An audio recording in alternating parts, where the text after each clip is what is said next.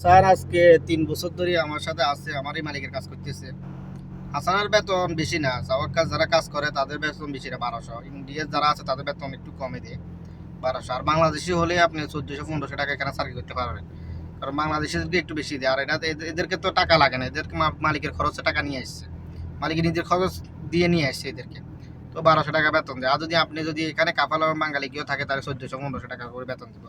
সাওয়াক্কাস যারা আছে, ড্রাইভার, বাসার ড্রাইভার যেগুলো, এগুলাকে বাংলাদেশিগুলো ১৪-১৫০০ হয়। আর যারা এগুলো তো ডাইরেক্ট তাদেরকে নিয়ে আসছে ইন্ডিয়া থেকে, তো ১২০০ টাকা করে বেতন দেয় স্যালারিতে। তো মোটামুটি সাওয়াক্কাস ভিসা ঠিক আছে, খারাপ না, ভালোই আছে তাদের জন্য ভালো। আরে আমরা তো নিজে ৪ লাখ ৫ লাখ টাকা দিয়ে আসি বাংলাদেশ থেকে, আসি তারপরে আমরা এখানে ১৪০০-১৫০০ যদি চাকরি করি সাওয়াক্কাসে, তাহলে তো ফুসে না, কারণ সারাদিন ঘুম নাই।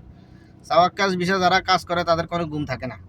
তারা যদি আপনি হয়েছে ইমার্জেন্সি ওই ফায়ার সার্ভিসের মতন, এই এখন ফোন দিছে আপনাকে, এখন যাইতে হইব, এখন আপনি ভাত খাইতেছেন, ভাত থুই আপনাকে যাইতে হইব, এরকম সাওয়াক্কাস বিষয়ে যারা কাজ করে। কেন আমি দেখতেছি, আমার সাথে আরও একজন বাঙালি ভাই আছে, উনিও এর হাসানার আগে ছিল বাঙালি, ওর বেতন ছিল ১৫০০ টাকা।